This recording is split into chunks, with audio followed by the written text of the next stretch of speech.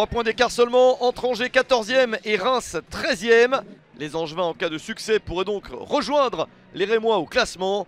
Pourtant Angers va assez mal, une série de 6 défaites consécutives est inquiétante pour le SCO.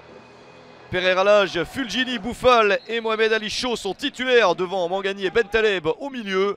L'équipe de Gérald Baticle essaye de prendre les devants, mais Reims est plutôt bien en ce moment et récupère ce ballon très haut.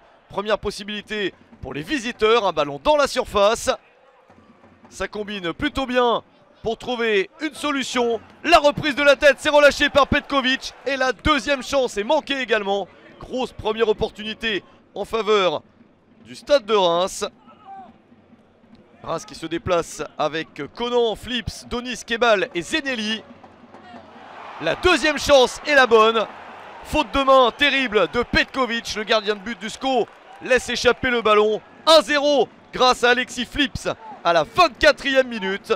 Le deuxième but de la saison pour Flips. Reims n'a perdu qu'une seule de ses 5 dernières rencontres et débute comme il faut ce match sur le terrain d'Angers.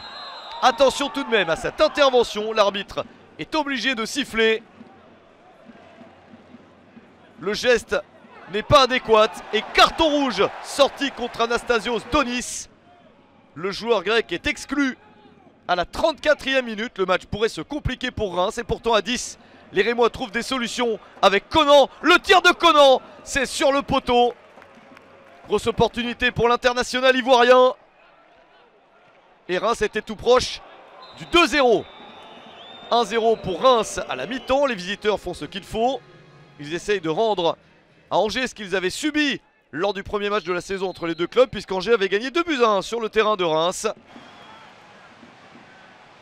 Les joueurs d'Oscar Garcia sont bien, mais Angers se relance petit à petit, bénéficiant d'une supériorité numérique.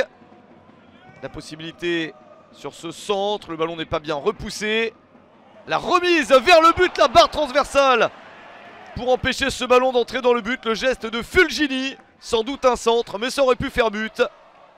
Le SCO à l'attaque pour essayer d'égaliser avec Sofiane Bouffal à l'initiative.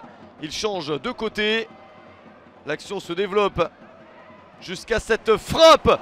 Encore la barre transversale, deuxième chance, la tête de Baoken, la barre encore. Ça ne veut vraiment pas sourire.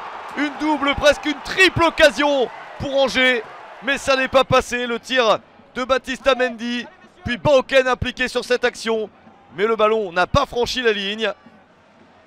Les Angevins sont un peu maudits sur cette action. La contre-attaque pour Reims, attention à cet accrochage.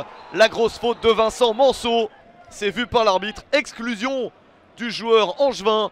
Le match se termine à 10 contre 10.